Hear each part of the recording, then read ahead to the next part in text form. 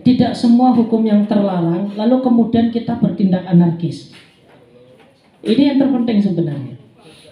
Orang yang mengatakan mengucapkan selamat Natal itu boleh, lalu kalau tidak ada sesuatu yang mendorong kita untuk mengucapkan, ya kita tidak perlu untuk. Maka itu tidak perlu lalu kita membuat misalkan itu Kiai Haji ini mengucapkan selamat Natal kepada para. Itu kalau tidak ada hal yang mendesak semacam itu ya tidak perlu. Kecuali kalau ada datang misalkan ya, tetangga kita yang non muslim lalu kemudian datang kepada kita, ya Allah Pak Haji, ya Allah ini saya sedang senang sekali, saya sudah masuk Natal. Sedang merayakan Natal ya Bu, ya ada selamat Natal ya Bu, ya ini kan jadi masalah. Tetapi kalau tidak ada sesuatu yang mendorong kita untuk mengucapkan itu ya tidak perlu untuk mengucapkan. Jadi kalau hukum itu sudah jelas antara boleh dan tidak. Tetapi di sini yang terpenting itu adalah bagaimana kita itu harus mengerti ya, atau kapan kita mengucapkan, kapan tidak mengucapkan. Itu lebih tepatnya sebenarnya di situ. Kalau alasan hukum kenapa itu boleh dan kenapa tidak boleh itu sudah dijelaskan teman-teman. Saya kira itu adalah hal yang sudah menyebar itu. Tapi yang terpenting itu satu. Kapan kita itu mengucapkan, kapan kita itu tidak perlu untuk mengucapkan. Itu semacam itu. Paham. Tapi pernah sama apa ya? Sedikit tidak pernah mengucapkan, tapi pernah memperhatikan waktu menteri siapa, waktu ini kan mengharamkan, tapi waktu menak siapa tuh berapa gitu saya dengarkan, jadi bukan mengucapkan selamat hari Natal, tapi selamat merayakan. Itu kata-katanya jadi agak beda kayak saya tidak tahu itu secara bahasa tidak tahu. Tapi ada yang selamat hari Natal. Terus ada tambahannya. Ya, tapi ada yang selamat merayakan hari Natal. Nah itu ada bedanya Pak, tidak saya tidak tahu itu. Tapi sekarang ada tambahannya Pak, bagi umat Kristen.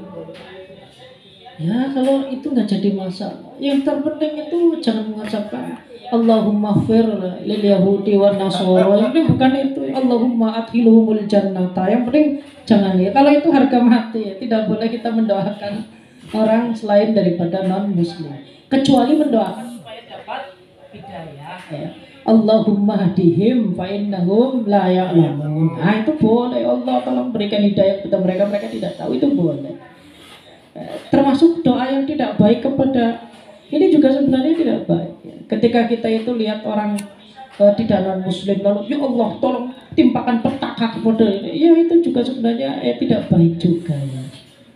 Karena sebenarnya dari perbuatan jelek atau dari perbuatan buruk orang itu ya nanti akan dibayar cash sama Allah. Karena memang karakter umat Nabi Muhammad itu ya balasan itu tidak dibayar secara cash ya.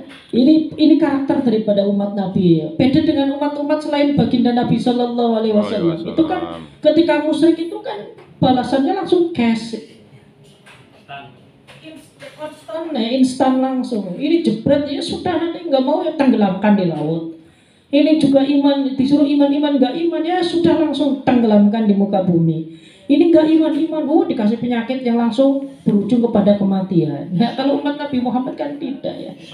Harus diberi tempo dulu untuk berpikir dan sadar. Itu ya alhamdulillah umatnya baginda Nabi. Hadis mutawatir ini nanti ada hadis ahad. Hadis ahad ini nanti memiliki beberapa bagian. Ya, ahad ini kan hadis ahad ini berarti selain hadis mutawatir bisa jadi yang meriwayatkan satu orang, maka ini namanya hadis gharib. Bisa juga yang meriwayatkan itu adalah dua orang, maka ini namanya hadis aziz. Bisa jadi yang meriwayatkan itu adalah 3 orang ke atas tapi tidak sampai kepada derajat mutawatir, maka ini dikatakan hadisnya hadis masyhur. Jadi semacam itu. Ini berbeda istilahnya saja. Jadi itu gharib itu adalah bagian daripada hadis ahad. Kata singkatan. Satu lagi. Gimana?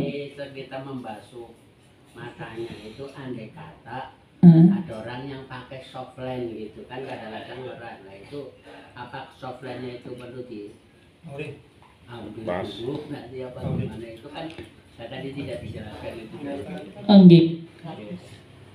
Jadi softline itu kan hanya di bagian dalamnya mata. Kemudian membasuh batinul mata itu kan, membasuh bagian dalam mata itu kan tidak wajib. Jadi itu tidak jadi masalah selagi soplen tersebut tentunya adalah bukan sesuatu yang terbuat dari benda-benda yang najis. Tetap tanda kutipnya semacam itu. Hakikatnya seperti apa yang tahu adalah yang ahlinya. Terima kasih.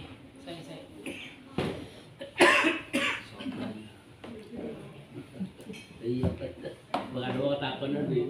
Nun sewu, loh. Dia monggo. Sebelum menikmati hidangan, Pak Dokter siapkan energi untuk makan.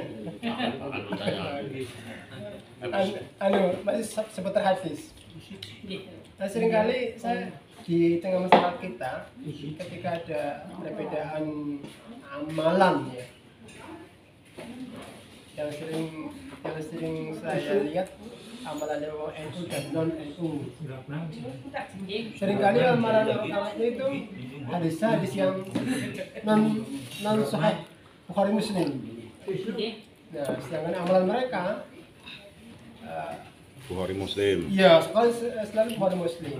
Jadi kalau tidak Bukhari Muslim nggak bisa. Nah, itu dengan apa ya, pongahnya ya, dengan pongahnya Hadis dhaif lah. menjustis bahwa Hadis dhaif. dengan jelas dengan pokoknya menjustis bahwa selain Bukhari Muslim no sebagainya. Padahal sepengetahuan kita adalah nggak masalah. Artinya begini pertanyaan saya, bagaimana mensikapi yang bijak supaya yang kita lakukan pun nggak masalah. Itu bagaimana caranya? Yang saya Jadi pertanyaannya kayak gini. Amalia-amalia orang itu kan dinilai oleh orang sebelah itu kan banyak sesuatu yang tidak didasari oleh hadis sahih. Sementara amalia-amalia orang yang mengatakan demikian itu dasarnya tetap hadis sahih Bukhari dan Muslim. Laras kata semekaten. Saya jelaskan. Orang itu akan orang itu akan berbicara sesuai dengan kapasitasnya masing-masing. Saya hanya ingin membicara kayak gini. Korelasi antara hadis Bukhari dan Muslim dengan hadis yang lain. Betul kalau dikatakan bahwasanya hadis yang paling sahih itu adalah hadis yang ada di dalam kitab Bukhari dan Muslim. Tetapi dalam teori pengambilan hujjah atau dalam teori pengambilan dalil itu kita tidak hanya bisa berpatokan ke dalam satu hadis saja. Itu tidak.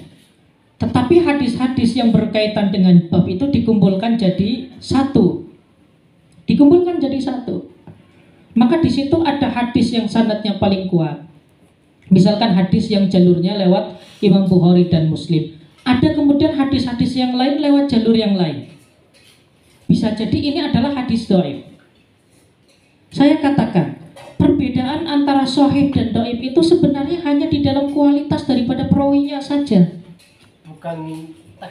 Bukan teksnya. Terkadang teksnya sama, satu dhaif, satu sahih. Karena di dalam perawinya itu yang berbeda. Maka saya tadi katakan bahwasanya sahih itu karena kredibilitas rawinya itu tingkat tinggi. Misalkan perawinya memang benar-benar cerdas, tidak menentukan. Kemudian yang dhaif ini karena perawinya pelupa misalkan. Kemudian kalau ngaji misalkan kadang datang kadang tidak. Nah ini nanti periwayatannya itu jadi dhaif. Nah sekarang kayak gini. Hadis dhaif ketika bertemu dengan hadis sahih secara substansi itu sama, maka hadis dhaif ini statusnya bisa naik. Bisa jadi menjadi hadis sahih li ghairi atau menjadi hadis hasan li ghairi. Atau dalam bahasa hadisnya ini nanti bisa dijadikan yang namanya mutabi' atau dijadikan yang namanya musyahid. Jalurnya berbeda tapi nanti bertemu di dalam seorang sahabat, atau jalurnya berbeda nanti bertemu di dalam seorang tabi'in, ke atasnya sama sampai baginda Nabi Sallallahu Alaihi Wasallam. Itu secara umum demikian. Nun sewu, kalau diterangkan panjang begitu ya bingung juga ya. Ya ribet karena memang ini metodologi istidlal. Kalau secara umum kayak gini. Kalau yang berkaitan dengan halal dan haram, maka ini dasarnya harus hadis sahih. Kalau yang kaitannya dengan halal dan haram. Tetapi kalau kaitannya dengan fadhailul a'mal, maka ini boleh dengan hadis Dhaif. selain daripada hadis Sahih. sahih. Ini kalau di dalam fadhailul a'mal, keutamaan tahlilan, keutamaan yasinan, keutamaan membaca la ilaha illallah. Ini maka boleh dengan menggunakan hadis dhaif dengan syarat kita tidak meyakini bahwasanya hadis ini benar-benar harus diamalkan. Kemudian kita juga tidak meyakini bahwa hadis ini tidak bertentangan dengan dasar-dasar agama. Kemudian kita juga tidak boleh meyakini kalau hadis ini adalah hadis yang sangat-sangat parah. Misalkan perawinya itu adalah seorang pemabok. Bukan. Kita syaratnya itu 3 ya. Ketika mengamalkan hadis dhaif, jadi ini hanya sebatas di dalam keutamaan fadhailul amal, bukan di dalam masalah halal dan haram. Itu semacam itu. Jadi ringannya kayak gitu. Ya, tetapi kalau pengen lebih sempurna lagi, ya tadi seperti pertama yang saya jelaskan. Jadi kita melakukan studi kritis kepada hadisnya itu memang harus mendalam. Ya, sepanjang mata awam ya bedanya sahih dengan dhaif adalah redaksi.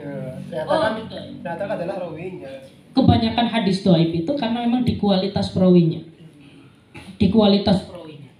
Dan perawinya itu ya perawi hadis dhaif itu ya bukan karena perawinya pemabok, perawinya adalah tukang pembohong, tidak.